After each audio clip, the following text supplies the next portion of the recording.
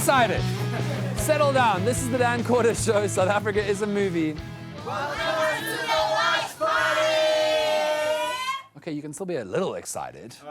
Find a nice middle ground. It is December. Okay, welcome back. You surely know by now, even if you've just tuned into this show, that Duduzile Zuma is in trouble. So much trouble, in fact, that the eNCA party where she was the queen has, let's just say, social distance from her in a COVID kind of way. Because apparently, allegedly, she's been paid tens of millions and tens of millions, 34 million rand allegedly, for tricking around 20 or more young South Africans and actually a Botswanan to go to Russia under false pretenses. How does all of this work? Why would a group of people be trafficked? And we need to have all these questions answered because it does kind of involve the most powerful family in South Africa, right?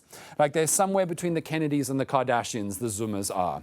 And so we need to talk about them. And for that, we're delighted to welcome back one of our favorites on this show. He's got new titles. He now works for the Institute of Race Relations and also Daily Friend. Please welcome Ricardo Teixeira is here, everybody.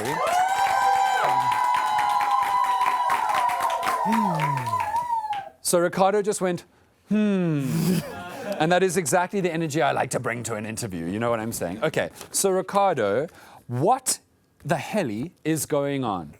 Over the last coming up on 4 years now, Russia's been involved in a war in the Donbass in Ukraine, and we've all been seeing it play out in the news. This is the largest conflict in modern history.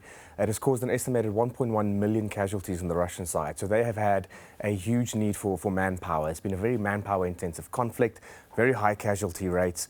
I mean, there's thousands and thousands of hours of drone footage sitting on YouTube that you can go watch to see what's actually going on the front line. And they have turned towards cash incentives to get people to volunteer in an attempt to avoid rolling out a conscription. It would be politically unfavorable for the Kremlin to roll out a conscription and forcibly pull people into the military. Oh, so it would be politically bad for Putin to make Russians go into the fight, yes, which they tried to do. And you saw how many people fled Russia when they tried that. I know.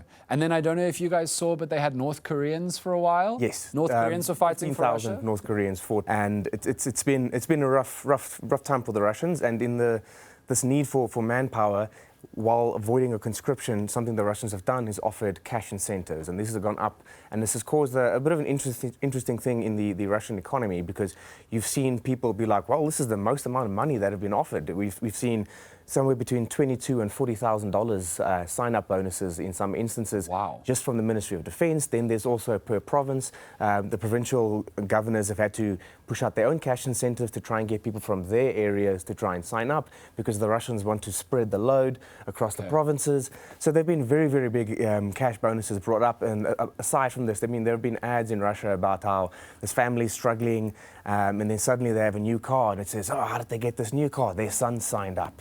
Oh, so they've offered LADAs, they've offered cash incentives, but through varying different schemes.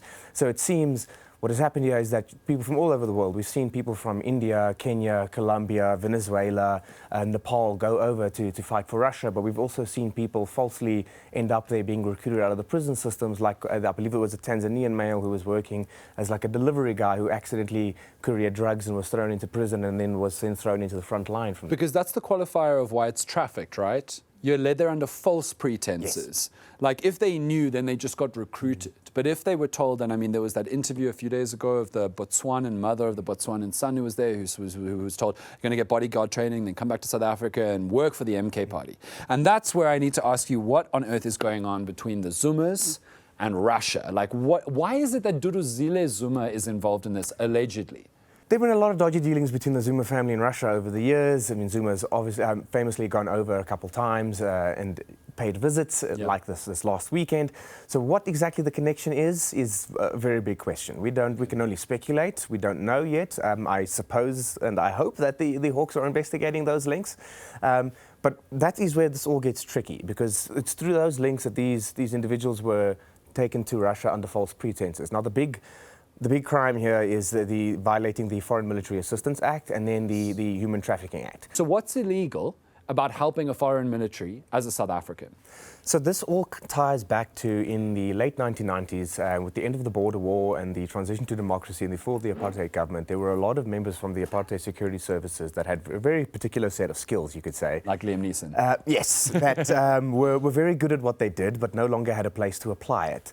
One of them was Eben Barlow, and he set up a company called Executive Outcomes, which then was hired by the Angolan government to crush the last remnants of UNITA, which previously the apartheid government supported in the Angolan Civil War. Wild. And they happened to be very, very good at it. So wait, the Angolans used to fight against these guys? Yes. And then hired them to crush their political opposition after apartheid? In the border wars, the then South African Defence Force supported UNITA in its fight against the MPLA and the FAPLA, which was the Angolan government and its military. Wild. And then at the end of the war, you know, you need a paycheck, and if they ask you to take over an oil rig in the Cabinda area, and you think, well, you know, 6 weeks, quick work, and they were quite effective at it, and they built a reputation of being a very, very effective fighting force, and they were employed by the Angolan government, and then throughout the 90s, in Sierra Leone, and through most of West Africa, where a lot of these African conflicts were boiling over, but the governments didn't have the capacity to wage war against rebel groups. But then in response to that, we created the Foreign Military Assistance Act. What's that?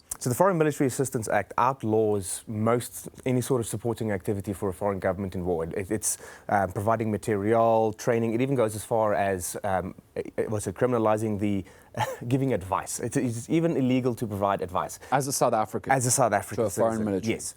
It's a very tricky law to apply, but one thing that is not outlined there is unknowingly assisting a foreign government. So this is where those guys then fall through the net, and why the case of South African parts ending up in Russian military drones. Sure. If it's unknowingly, then it kind of falls through the gaps there, which is why the person that would be most liable under this act would be Duduzile Zuma Sambudla, because if she did know what they were going to do and she facilitated their transfer there to go receive training and partake in this war, there's not only human trafficking, it is a violation of that act and fraud. But it's very, very complicated. Yeah, but like as we said earlier on the show, Duduzile is untouchable. She told Floyd to off on Twitter, and those tweets stayed up, right? Yeah. And the only person who lost his job out of that was Floyd. She's on Terrorism Act charges right now. MK was chilled with that. But last Friday, MK socially distanced from her by removing her as an MP, even though they claim that she resigned. The reality for me is they think that she's about to be found guilty. Even Jacob Zuma's daughter, and that reputation can be so bad. I don't know if you've heard anything about this. Only the Sunday Times reported on it yesterday, about allegedly Jacob Zuma flew to Moscow in the last few days to try and beg the Russian government to give these men back. Maybe if this is true, it's because Zuma realized the reputational damage to the MK party if those men die or don't come back. And apparently he got blue-ticked by the Kremlin. That's crazy. So as far as we know, it first started with him sending a letter to the now Russian Minister of Defense, which we can assume, since he allegedly went over to go visit, that also was not answered. Right. And I think it's telling that Zuma had to go and make this plea. Yeah, not like a... He didn't send necessarily, he went himself. Wild. But what this also shows is the callous nature of the Russian war machine. They don't care about people. And one thing that I would like to stress for anybody that has any ideas of going to join the Russian military and thinking the war can't be that bad, they've said, I'm just going to be a mechanic. Don't do that. Everyone that said that didn't last more than 2 weeks. There were even American citizens that thought they were just going to go over and help train guys, and within a week, they were dead. Right. The Russian military does not care about people. They call them meat wave attacks. Don't sign up for the Russian military. Don't respond to Cyan Bougie's advertisements. The one thing that I'm always grateful for, though, is that this man knows his stuff. That was a lesson, and it was incredible. Ricardo Teixeira, everybody. Thank you so much.